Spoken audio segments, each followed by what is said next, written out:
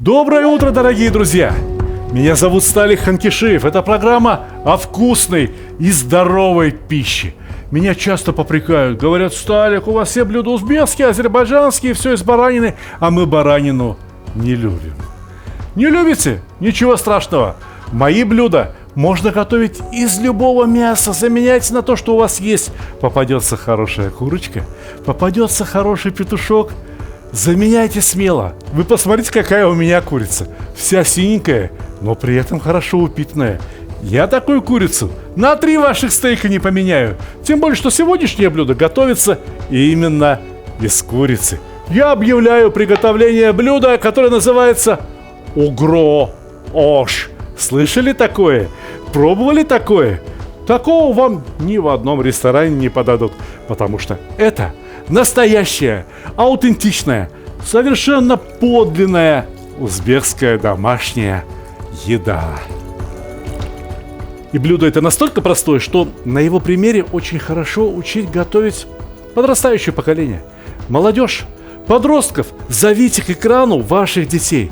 Пусть они посмотрят этот сюжет, и они вам сегодня же приготовят такой обед, что вы все просто обалдеете. В оригинале это блюдо, разумеется, удобнее всего готовить в казане. Но вы посмотрите, какую кастрюлю я выбрал. Я выбрал кастрюлю довольно широкую, но при этом она не очень глубокая. И куриная грудка, которая обычно получается изрядно сухой, у нас будет готовиться на пару. И поэтому получится очень сочный. Закрывать кастрюлю крышкой плотно не надо ни в коем случае. Ни на одном этапе.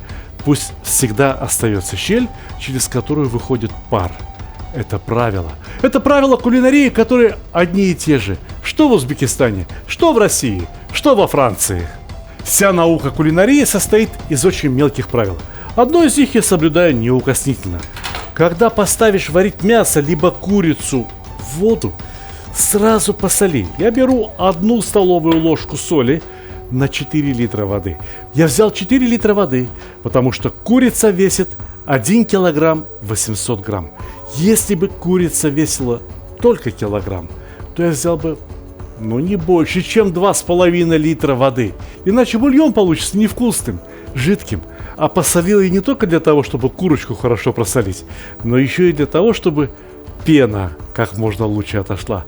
Видите, первые крупинки соли еще не успели раствориться, а пена уже начала собираться. А еще очень важно запомнить, как должно кипеть в кастрюле, если вы хотите получить очень чистый бульон.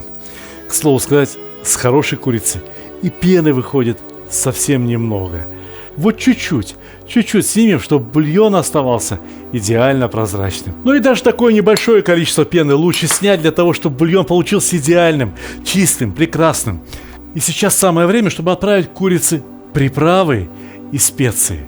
Немного моркови для цвета бульона и 1 луковицу для его хорошего вкуса. Все готовим по правилам основного белого бульона. Но еще пару лавровых листиков и, наверное, целая столовая ложка перца горошком. Только чтобы горошинки перца не попали потом никому на зуб, я предлагаю поступить вот как. У меня есть пакетик, который купил в чайном магазине. В таких пакетиках чай заваривают. Да, даже очень хорошую заварку берут, насыпают в пакетик. Пакетик сворачивают и опускают в чайник с кипятком. Точно так же в первые блюда, в бульоны, можно опускать все мелкие специи.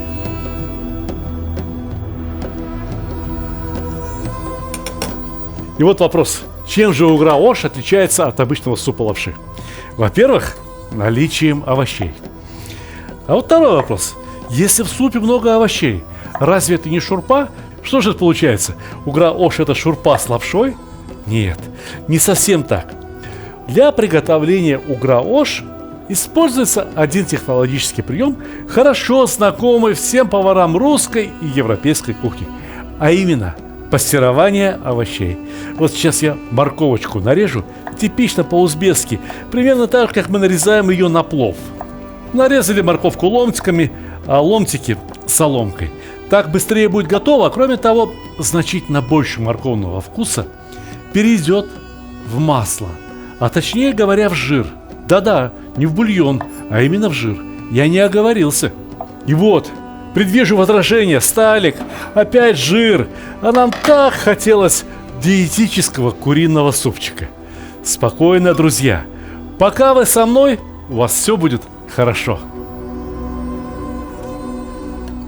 Мы соберем с кастрюли тот жир, который выделился, собственно говоря, из самой курицы. То есть суп ни на 1 грамм жирнее не станет. Посмотрите, какой жир. Ну как же его не использовать для того, чтобы припустить, слегка обжарить морковку. Жир снят из поверхности бульона. Разумеется, с капельками самого бульона. Называется на поварском языке брез. А сам процесс можно назвать и припусканием, и брезированием, и даже пастированием. Ну, я полагаю, что этого жира более чем достаточно. Ставим сотейник на плиту. Я не случайно поставил первой пастироваться именно морковку, потому что лук и болгарский перец, я бы хотел, чтобы они остались чуточку живыми, чуточку хрустящими на зубах. Если нарезать лук полукольцами поперек, то он выпустит довольно много сока. Я бы хотел, чтобы этот сок остался внутри лука, и поэтому нарезаю лук вдоль, по меридиану.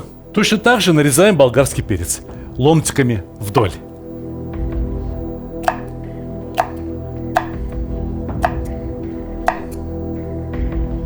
Влага, сам бульон из собранного бреза сейчас испаряется. Кстати говоря, густая часть бульона осяет на морковке и сделает ее еще вкуснее. А потом, когда влага испарится, морковка аккуратно, очень нежно, лишь слегка прижарится для того, чтобы запах из нее вышел. А вот эту морковь, что варится у нас в бульоне, пора доставать, пора убирать. Она больше нам ни к чему. Она вся выварилась, она отдала свой вкус, она отдала свой благородный цвет. И лук, и морковь из бульона можно убрать, потому что и лука, и моркови в этом супе будет более чем достаточно.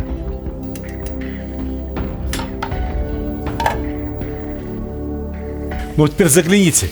Видите, шкварчать она стала по-другому, и морковка стала совсем другой. Посмотрите на ее цвет, она буквально полупрозрачная. А теперь давайте сравним. Вот та, которая варилась в кастрюле, а вот та, которая вернется в кастрюлю. И лук. Сравните, ну что здесь за лук? А вот какой у нас лук. И мы его отправляем в сотейник. Буквально на парочку минут.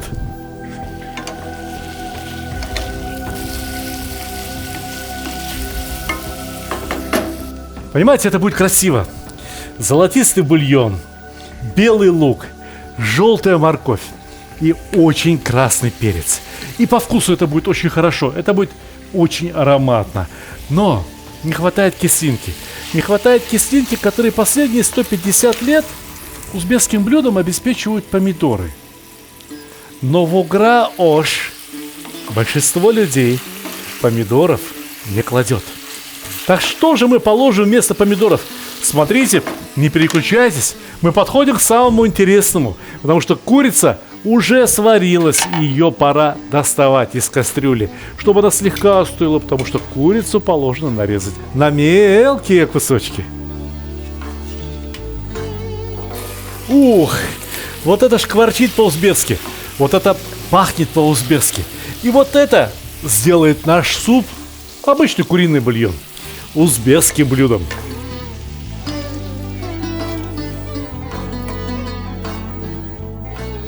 Сотейник мыть надо? Надо. Ну и куда смывать вот этот вкус? В канализацию, что ли? Да ни за что. Посмотрите, я добавляю в сотейник немного бульона. Сотейник еще раз на огонь. Вскипел. И перелили обратно.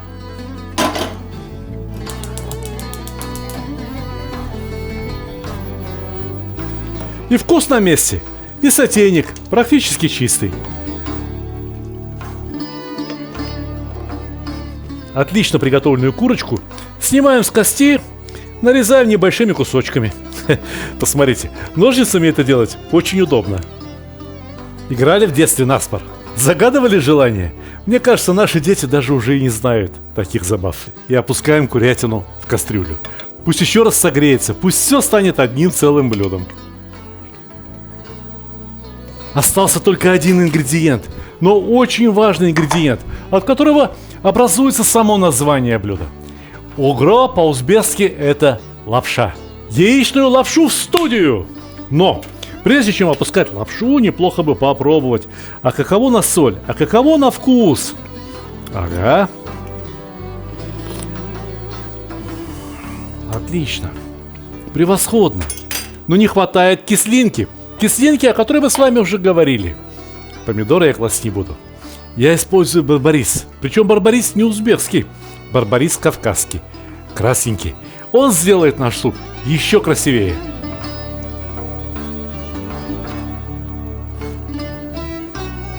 Это так приятно пробовать, это так вкусно. Ну-ка попробуем, как оно теперь с барбарисом. Угу.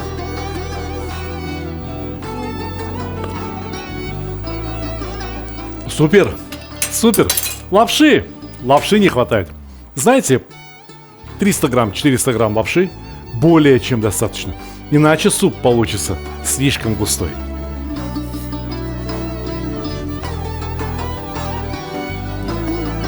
Ну все, готово. Слишком долго лапшу варить я не хочу. Раскиснет, не надо. А вот так все просто прекрасно. Все просто отлично. Посмотрите, как красиво. Посмотрите, как вкусно. Посмотрите, как по-домашнему. Можно сказать, по-деревенски. Ой, извините, по-кишлачному. Одна косушечка для меня. А одна косушечка для вас. Но я очень надеюсь, что вы непременно пойдете на рынок, купите хорошую домашнюю суповую курочку и сварите точно такой же супчик. А может, у кого-то и свои куры есть? Домашние? Вот этих людей я уважаю больше всего. Однако, к этому красивому супу не хватает только одной краски. Зеленой. Это микробазилик. Но такого в Узбекистане нет. Но мы же готовим этот суп не в Узбекистане.